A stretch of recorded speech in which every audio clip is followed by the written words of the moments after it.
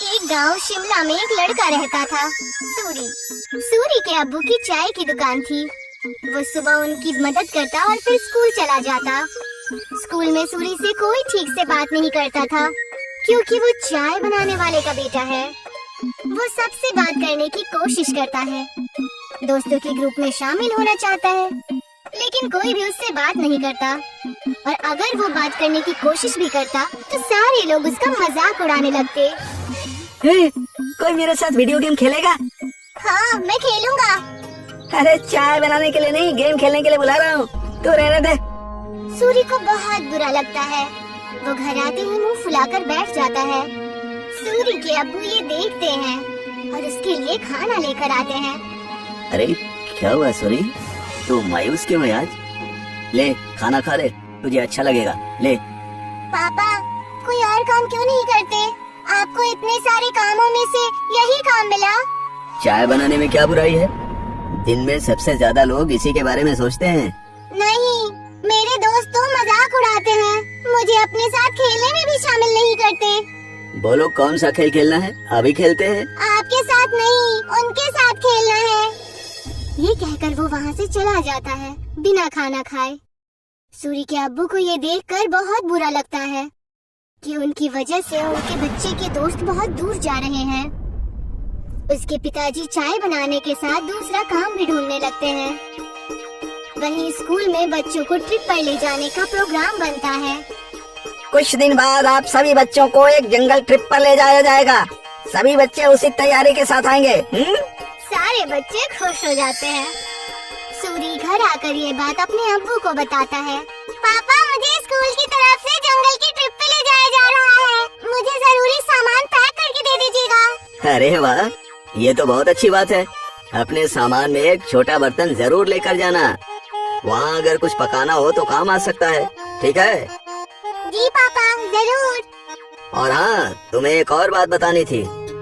मैं नई नौकरी ढूंढ रहा हूँ, तुम्हें अब अपने दोस्तों के सामने शर्मिंदा नहीं होना पड़ेगा और वो तुमसे बात भी करेंगे। सच पापा? हाँ। सूरी खुशी से पिताजी के गले लग जाता है। कुछ दिन बाद उस जंगल ट्रिप पर जाने का दिन आ जाता है। सब उस जंगल में पहुंचने के बाद ट्रैकिंग शुरू कर देते हैं। मैं सबको 4 ग्रुप में बांटूंगा, जिसमें एक लीडर भी होगा। वो सब एक साथ में रहेंगे और अपना काम करेंगे। सब अपने लीडर की बात मानेंगे, समझ गए ना? सब अपना बैग लेकर ट्रैकिंग शुरू करते हैं।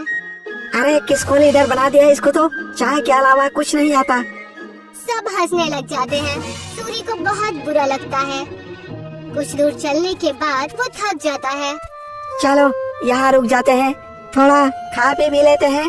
बाकी सभी मान जाते हैं और रुक जाते हैं। नहीं, हम नहीं रुक सकते।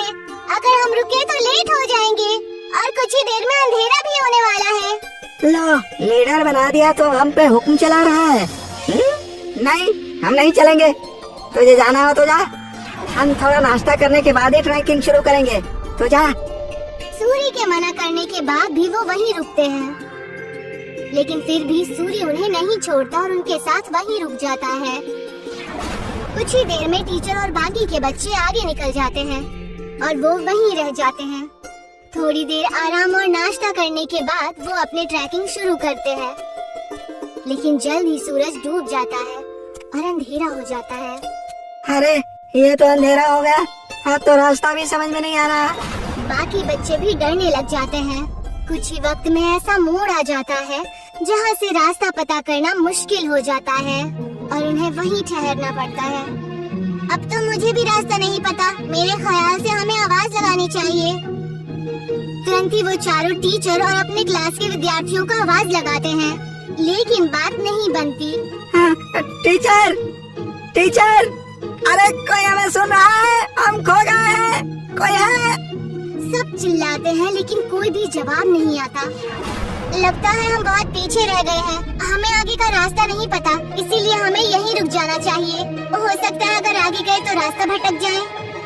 नहीं, हमें कोशिश करनी चाहिए, क्या मालूम हम सही जगह पहुंच जाएं। रात बहुत हो चुकी है, जानवरों का भी डर है। टीचर थोड़ी देर में हमें खोजते हुए आ ही जाएंगे। हमें यहीं रुकना चाहिए। सबको उसकी बात ठीक लगती है और वो लोग वहीं रुक जाते हैं। कुछ ही देर में रात हो जाती है और तेज ठंडी हवा बहने लगती है। और उनके पास बचा खाना भी खत्म होने लगता है। हाँ, अब तो हमारा खाना भी खत्म हो जाएगा और पानी भी खत्म हो जाएगा। अब भी कहता हूँ मैं, हमें चलना चाहिए। अरे लेकिन जाएंगे कहाँ? रास्ता तो बंद है। मुझे तो बहुत डर लग रहा है, कहीं कोई जानवर ना हमें खा जाए। मुझे तो बहुत ठंड भी लग रही है। हाँ मुझे भी। मैं आग जलाता हूँ और सब लोग आग जलाते हैं। कुछ देर जलने के बाद आग कम होने लगती है। अब क्या करेंगे, इतनी ठंड है, आग भी खत्म हो रही है। जानवर से नहीं तो ठंड से चिचुर कर मर जाएंगे। सूरी कुछ सोचता है और कहता है, मेरे पास एक आइडिया है। मेरे पास बर्तन और चाय की पत्ती रखी हुई है बैग में। वो आग बुझने के बाद तक गर्म रहेगी तो हमें भी गर्म रखेगी। सूरी तुरंत वो बर्तन निकालता है और सब उसे अपना पानी दे देते हैं, लेकिन फिर भी पानी कम पड़ता है। वहीं पास में जमीन पर बर्फ पड़ी होती है, वो उसे उठा लेता है। जैसे ही काली चाय बनती है, आग खत्म हो जाती है। सबको बहुत अच्छा लगता है। उसे पीने के बाद सब तारीफ भी करते हैं, लेकिन अयन सिर्फ चुपचाप चाय पीता है। कुछ ही देर में उन्हें पत्तियों की आवाज आती है और वो अपने पीछे की तरफ देखते हैं। वो देखते हैं कि उनके टीचर आ रहे हैं। सब राहत की सांस लेते हैं। कैंप में पहुंचने के बाद जब टीचर उनकी तारीफें करते हैं तो अयन कहता है कि वो महफूज उनके लीडर सूरी की वजह से है। ये सुनकर सूरी को बेहद खुशी होती है। सूरी की कहानी सुनकर सब उससे दोस्ती करने आते हैं। अगर आज सूरी को चाय बनानी नहीं आती तो शायद सब उसके दोस्त नहीं बनते। आज पहली बार उसे चाय वाला होने पर खुशी हो रही थी। अगले दिन वो खुशी खुशी अपने पिताजी के पास गया और उन्हें सारी बातें बता दी। अरे ये तो बहुत खुशी की बात है। एक बात तो मेरे पास भी है, मैंने अच्छी नौकरी ढूंढ ली है। सूरी ये सुनकर हैरान और उदास हो जाता है। नहीं पिताजी, आपको काम बदलने की कोई जरूरत नहीं है। आप जो भी काम करते हैं वो अच्छा ही होता है और कोई भी काम छोटा या बड़ा नहीं होता। ये मुझे अब समझ आ गया है। सूरी के पिता ये सुनकर खुश हो जाते हैं और अगले दिन वो खुशी खुशी अपनी दुकान में अपने अब्बू की मदद करने लगा।